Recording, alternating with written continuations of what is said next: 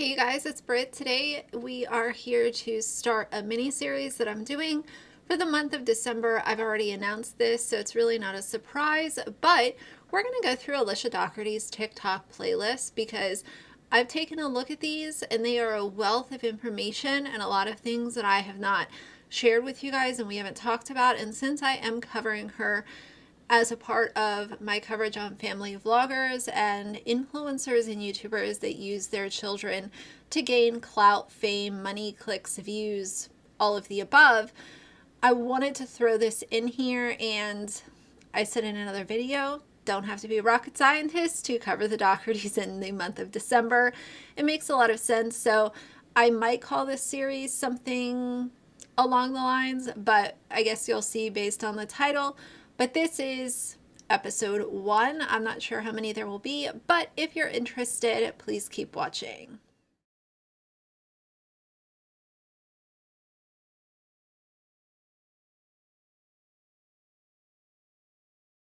All right, you guys, so we're going to start from the top. I might review 2 playlists in this video just because it might not be very long, and I know y'all like longer videos, so we might just do 2 for this one video. But we're going to start out with her food insecurities playlist. And she definitely just takes this as an opportunity to overshare. You know what I've noticed with Alicia is a lot of times she will conceal oversharing as educating. But let's talk about educating really quickly. When it comes to some of the things that she's trying to educate people on, she's trying to give advice that she's not qualified to give. And I've gotten on other influencers about this. I've gotten on even like Brianna Kay and Love Meg when they're trying to give mental health advice or even physical health advice. When you're advising your followers on what to do with their bodies or their minds, and you're coming from this kind of artificial stance as if you know what the hell you're talking about, that is very dangerous. It's very dangerous, in my opinion, to give direct advice to someone who might be having experiencing a mental illness or going through some kind of scary health thing where they have this one symptom where they don't know what it is. And, you know, let's just say that they're experiencing some weight fluctuation. You can't sell them your protein shake and your freaking 90-day workout plan. They could literally be dealing with something that's really dangerous. Influencers want to get up on their platforms and say, oh, well, this is what I think and blah, blah, blah, blah. It's like most of the time they're literally talking about things that they should not be talking about or advising on. And that's why it gets me so worked up. Always send people to their doctor. Like, what the hell is wrong with you? You are not in a place to advise anyone. And even doctors on TikTok, like actual doctors that are practicing and happen to be on social media, they will tell people, like, this is not medical advice. Please get a consultation with your doctor to go over your health plan and what your symptoms are so that you can come up with a strategy to tackle this head on. It's so reckless. I know that sometimes it can seem like, well, you know, this influencer told me to do XYZ to help with my anxiety or my depression or ADHD. And I know that that can be appealing, especially for people who don't have health insurance and might be struggling. If they can try something at home instead of trying to, you know, get up the money to see a doctor, I know that that can be appealing, but it can be so dangerous. So either way, we're going to go through this. Of course, I will blank out kids' names of her adopted and or kinship children if and when she says them. But let's just start from the top. 6 of our kids are adopted from foster care and unfortunately endured early childhood neglect and trauma. Already starting out, oversharing. Why does anyone need to know about neglect, trauma, what bio parents did to have their children in the foster care system? It is not yours to share. And she literally wanted to sit on that other TikTok and say, oh, it's not my story to share. So what did their parents do? That's not really my story to share, but I'm glad that I'm here to help them out. It takes a village, you know. So yeah, I'm kind of hoping now that the twins' dad is staying out of jail that he can be the one to bring them, because they would not even give me the time of day. All of that goes out the window if you take 5 minutes to look at her content. It is hers to share. She's made it hers to share, and it's made her a boatload of money. Do you think that she would be sitting in the position that she's sitting right now if she hadn't overshared about all of her children? No, she would not be. Therefore, once she started to overshare, she couldn't reel it back in because she saw that it was bringing her views and money and a lot of income. It's the same thing for a lot of other YouTubers. If you jump on your channel and you are bullying people, but it's giving you views, money, subscribers, and attention, you're going to continue to do that. If you're sharing really good recipes and people are subscribing for that, obviously that's a much better reason. But if you are creating toxicity, but it's giving you a fan base, you're going to continue to do that. And in my opinion, oversharing about your kids is toxicity, just in the same way that bullying is toxicity. Because of this, several of them do have lingering food issues. When you are deprived of food as an infant or small child, your body then compensates by Why? I noticed in her older videos, like her eyes are very wide open. It looks like she's almost like opening her eyes more than what they would naturally open to.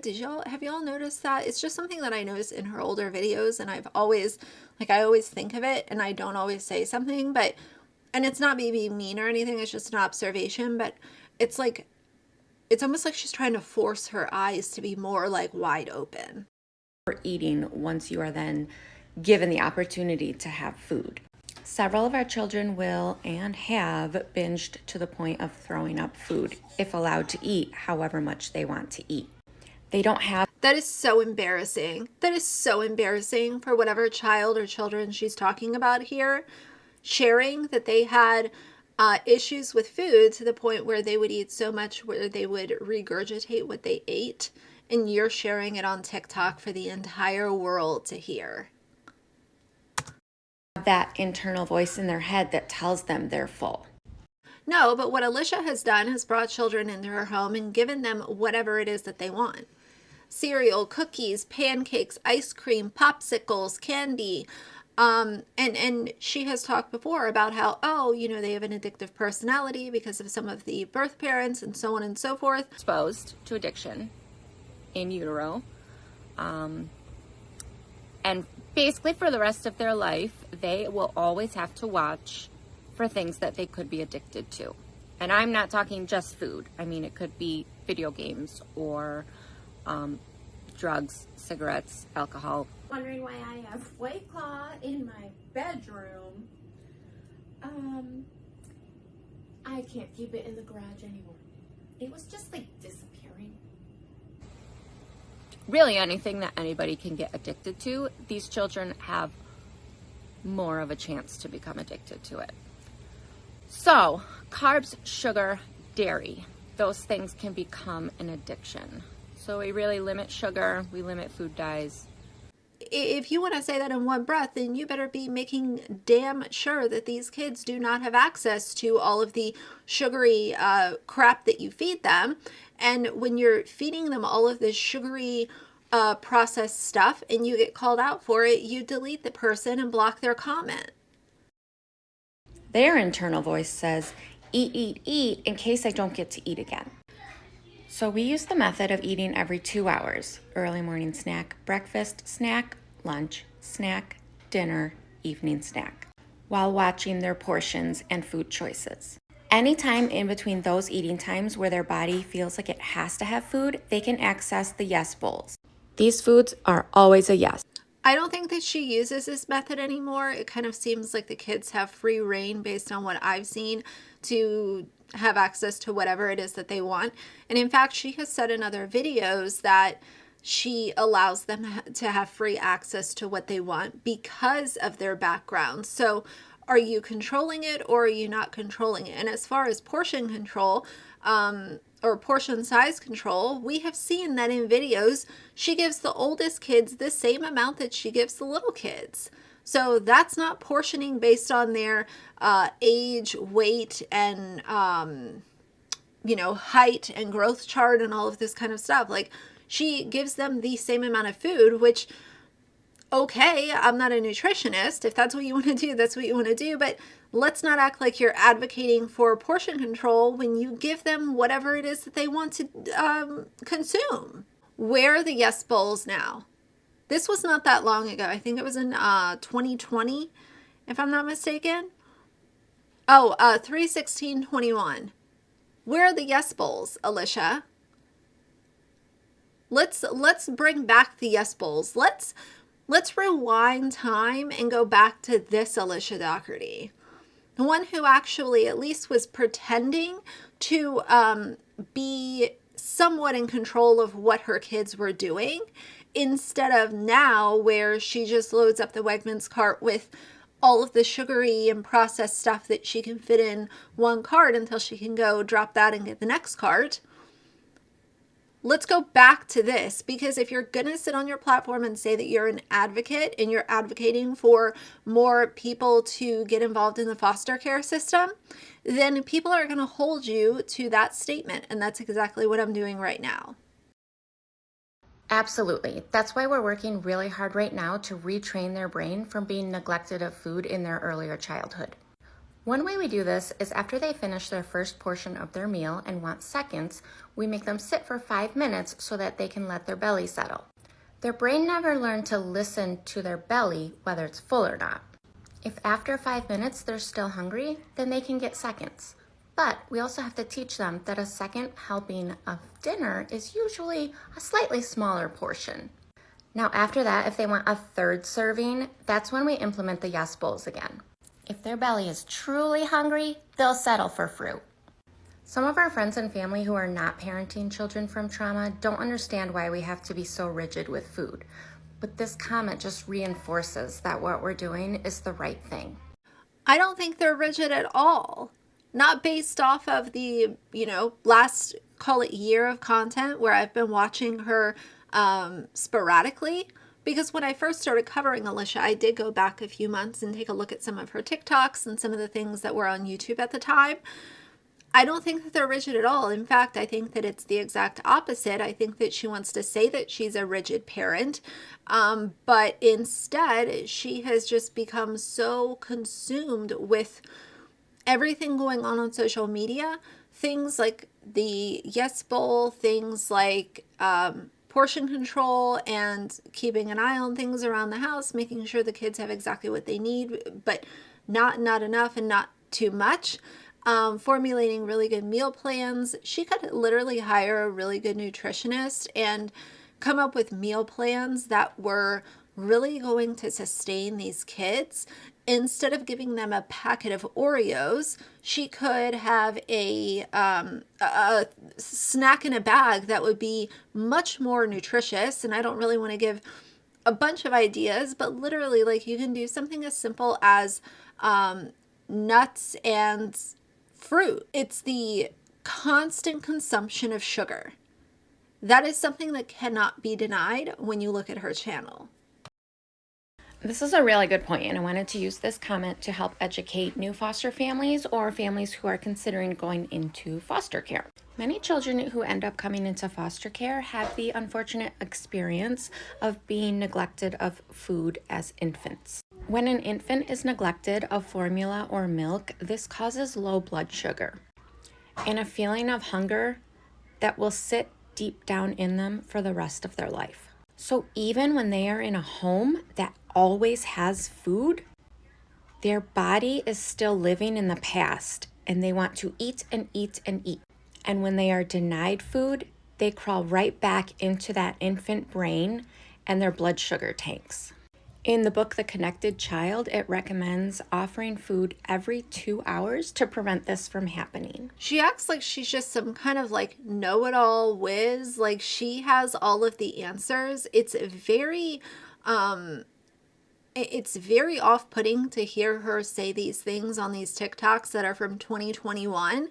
And then fast forward literally a year, and you can see how she runs her house, and it's an absolute nonsensical three-ring circus all of the time, with her in the middle blowing money like it's her full-time job, because it kind of is right now. I don't have any kids that currently hide food. I have kids that sneak food, but we had a former child in Sneak food, but you also just like allow them to do what they want. She has so much food in her house, there's no way that she could keep it secure even if she wanted to. Remember the missing White Claws? Let's talk about that. As far as keeping an eye on things, alcohol coming up missing, I would say that is one of the biggest red flags that could have ever existed. Missing alcohol in your home of children that you have already said have a higher chance to go through the disease of addiction. Wondering why I have White Claw in my bedroom. I can't keep it in the garage anymore. It was just like disappearing.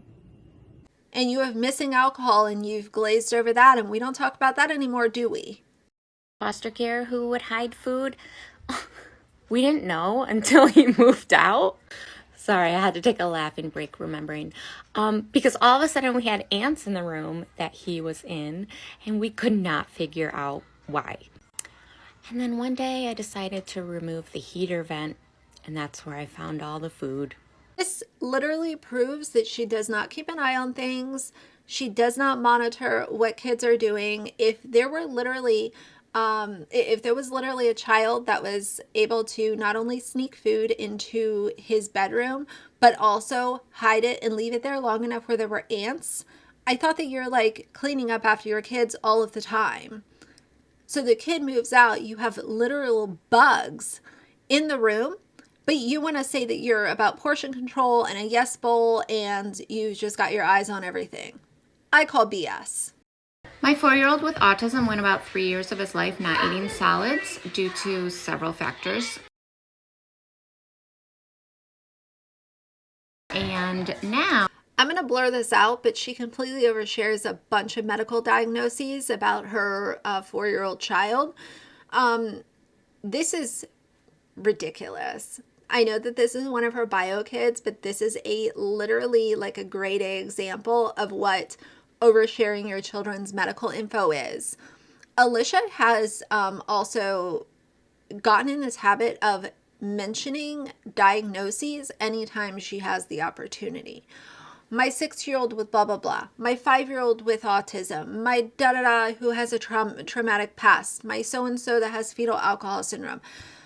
It's like part of her marketing to announce what kind of issue the child might have in things that have nothing to do with what she's sharing about. She will literally be in Wegmans buying ice cream and say, my da-da-da with autism. It's wild. hey, that is a lot of ketchup you have there. Are you eating? Okay, that's a lot of ketchup, but it made me remember something. When our Alex was 4 years old, he also had food aversions.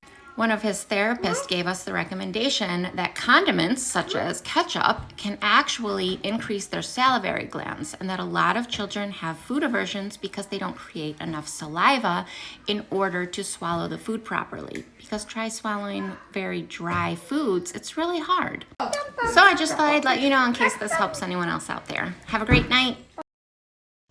You're absolutely right. People do not understand food insecurities, and I thought of a great example to help them understand.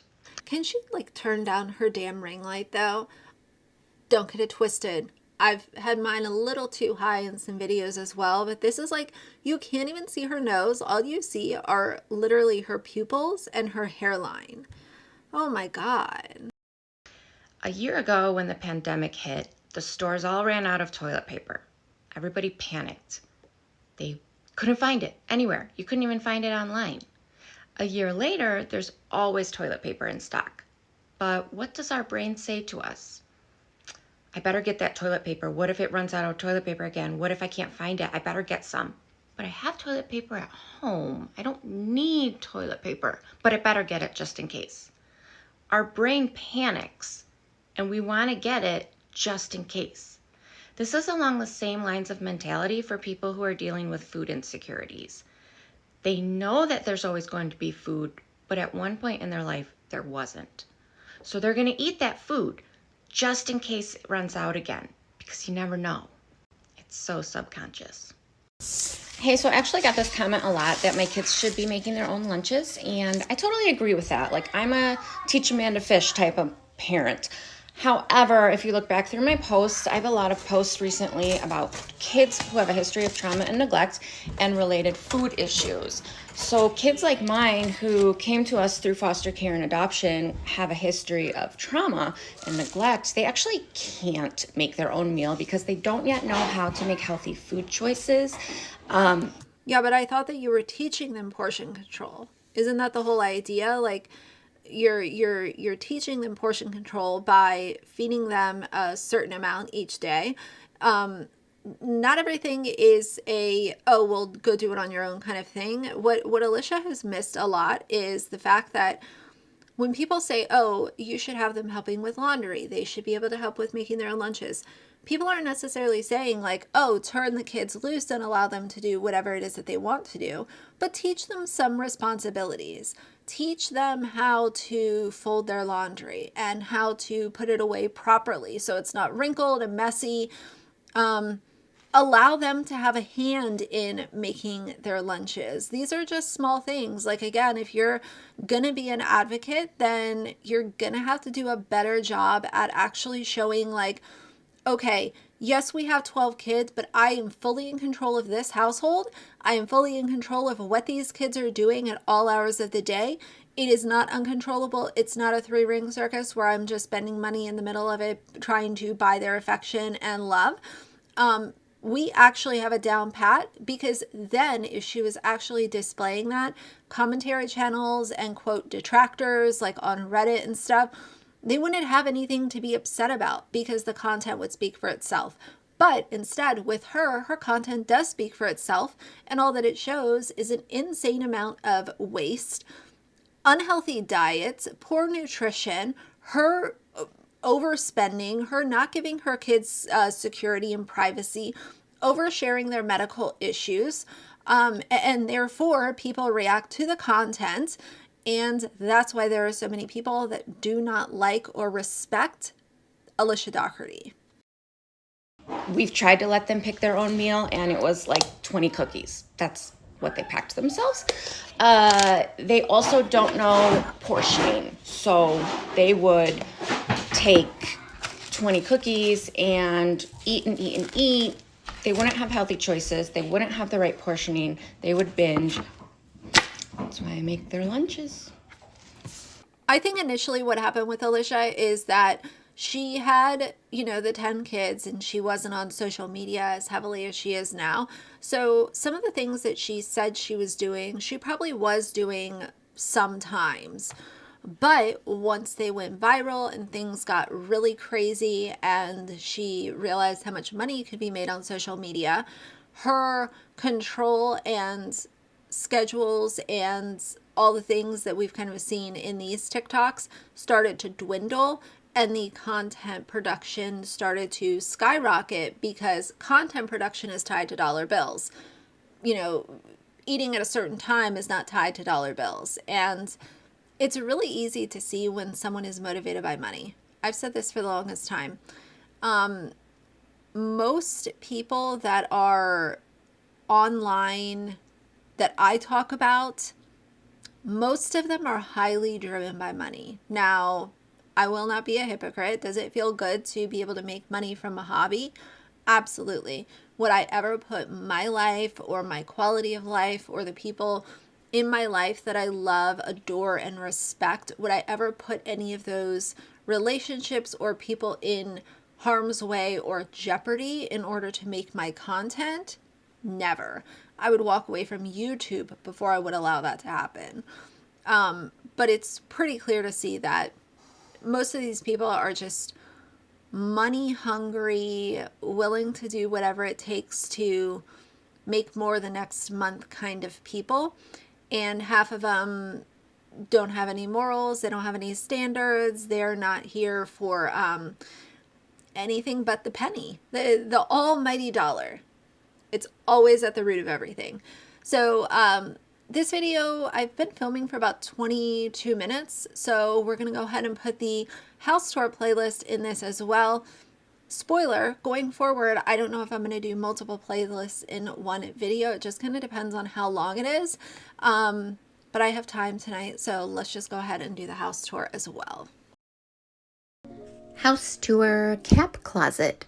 This is a foster care / community closet that I run out of my basement with my friend Sarah Collins. We take in donations, wash them, and turn them around to give them to those in need.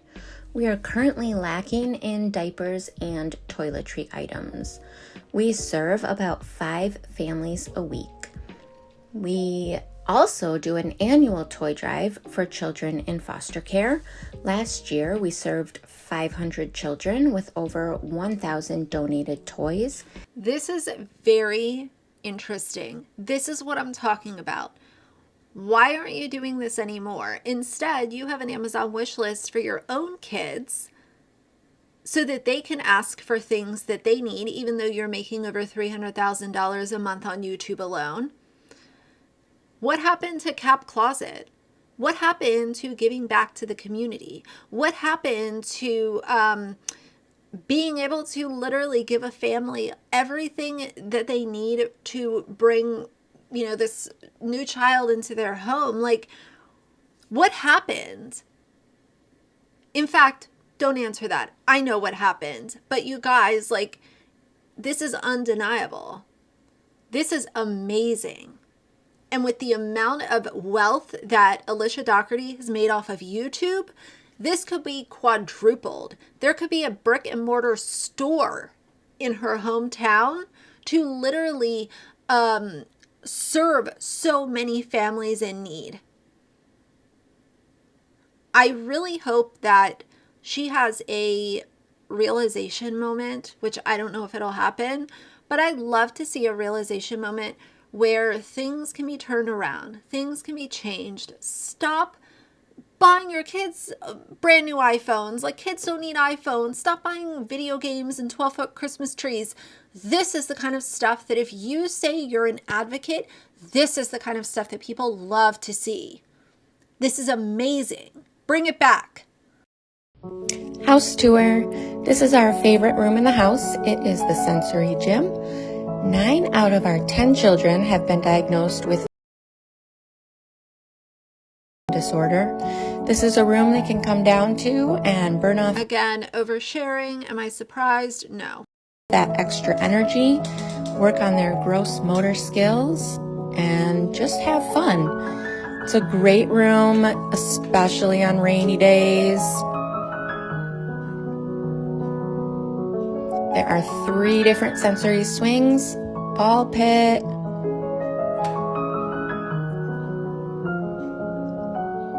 and here's Harley swinging on the swing bar.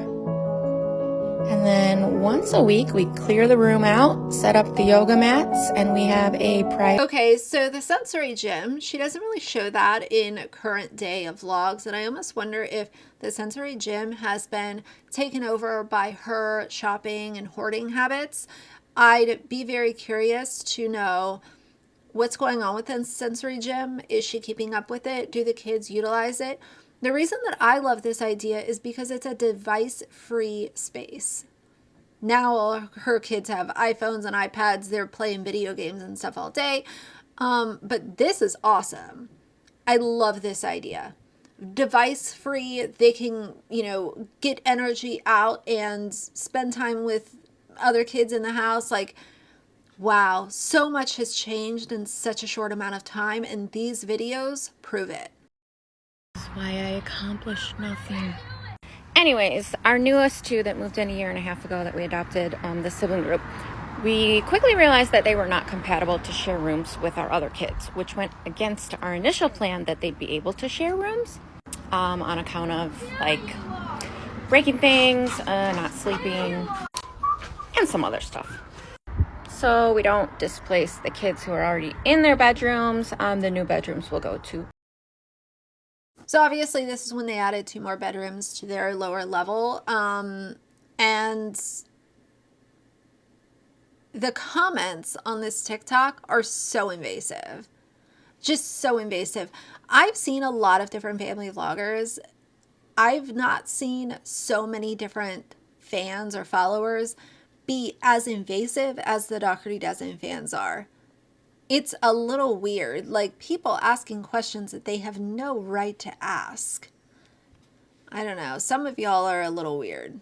So invasive, like not only showing where these young girls sleep at night, but also like showing their bathroom. Like, Alicia, Jesus Christ, like, I just don't even. Here's the thing. I try to understand some things. I really do. But one thing I can't understand is normalizing having a vlog camera in your children's bedrooms and in their bathrooms, even if they're not home and they're not even in the house this day. It is weird to me. It's invasive. It's weird to upload it to so many millions of people. You don't know who's on the other side of the computer or on the other side of the phone. And you're showing them your little girl's bathroom and where they sleep at night. That is weird. I don't care what anyone tries to say. Try to justify it all you want. I think it's creepy and weird.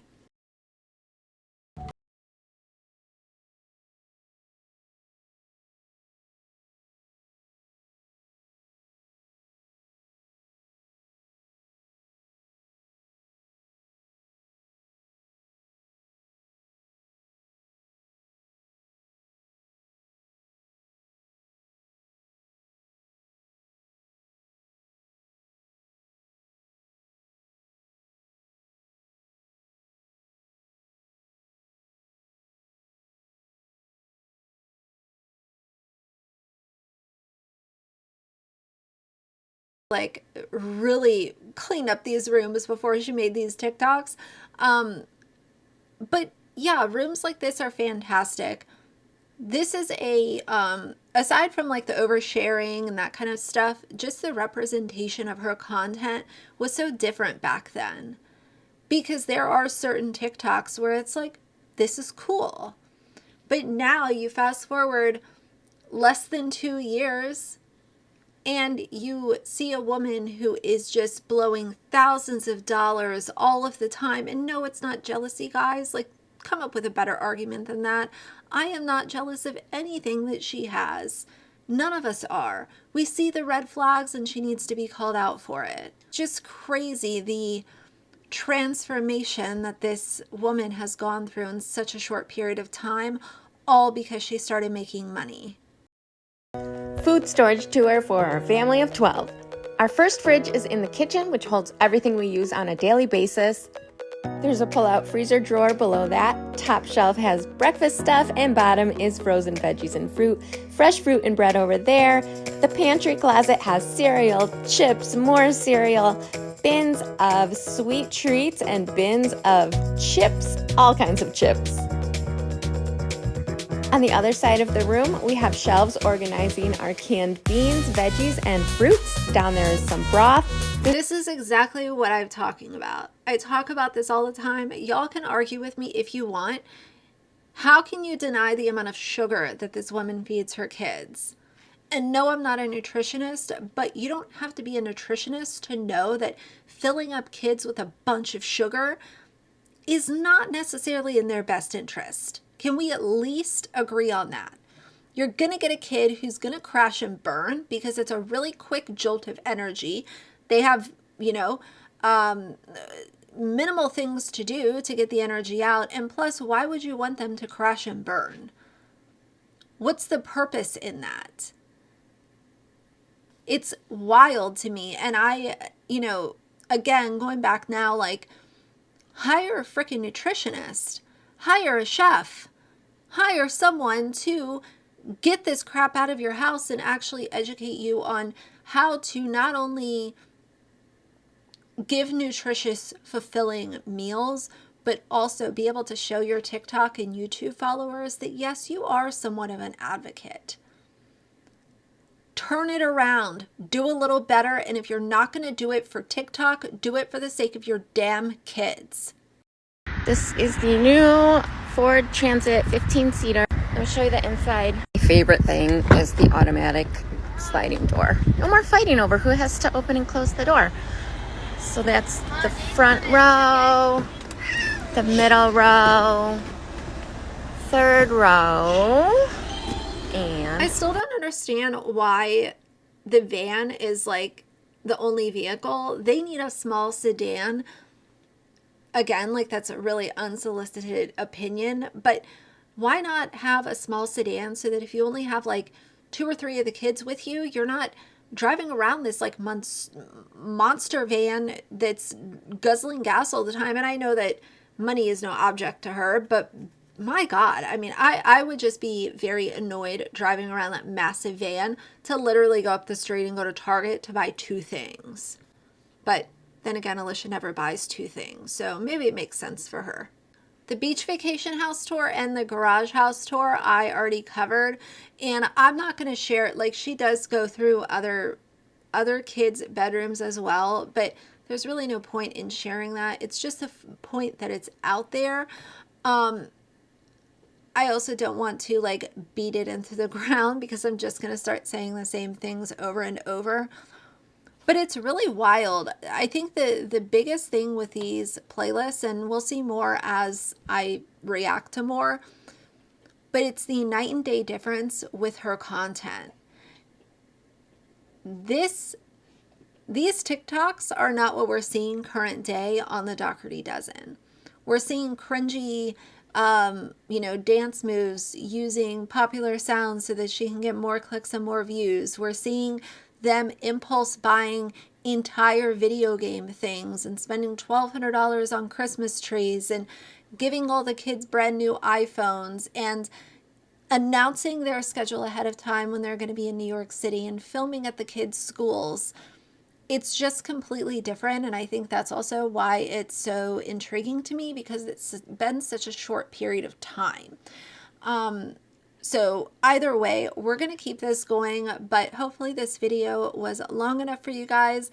I know that you like the long ones sometimes, but for now, if you like the video, please leave a like and a comment, and if you'd like to see more from me in the future, please subscribe. I'll see you guys soon. Bye.